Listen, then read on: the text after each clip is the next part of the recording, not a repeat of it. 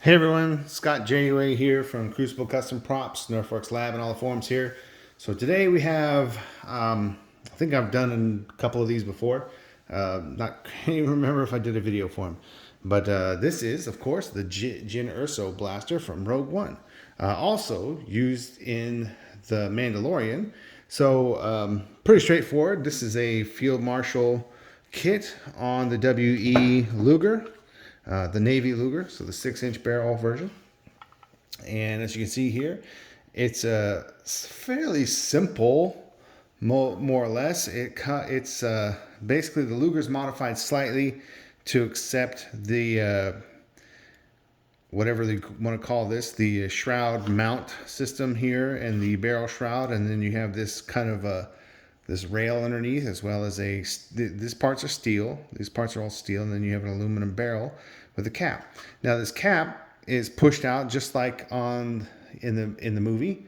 You can see Jyn Erso when she's holding the blaster, and also the behind the scenes footage of her, that this muzzle piece is kind of pushed forward, and you can kind of see like a half of one of the circles is exposed and the other one isn't.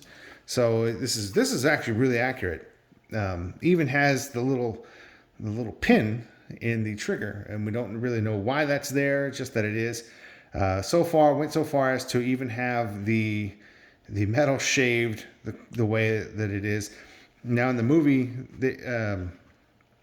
she didn't use this blaster with the sniper scope and all that stuff, but there were some promo pictures of her with it in a different configuration. And in the game, Battlefront game, you can the gun is configured with a stock and things like that, and that's why this is milled off here and here, so a stock could be sat on here, and a bunch of different attachments. In any case, so tried to get it as accurate as possible. The paint markings and everything, there really isn't much to it. It's weathered, and it is kind of hard to see in this light, but you can definitely see it up close in person, that it is weathered, is about as accurate as I can do it.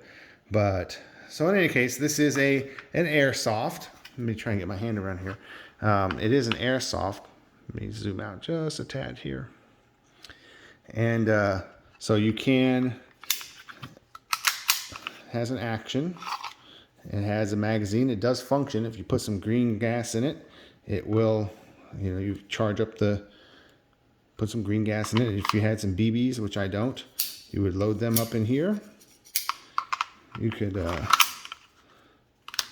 there's no safety anymore because it's not on the prop, but if you were to have green gas, it would fire and cycle the bolt and everything.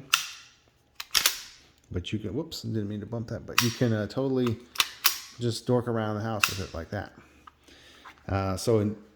Technically, this is a live fire, but it's an airsoft, so it's not a deadly live fire. You definitely would want to have some safety glasses and not point it at anybody, but it is cool. And being a Luger, I think it's the first Star Wars blaster made from a Luger, which seems like it should be a blaster. It's very comfortable in the hand.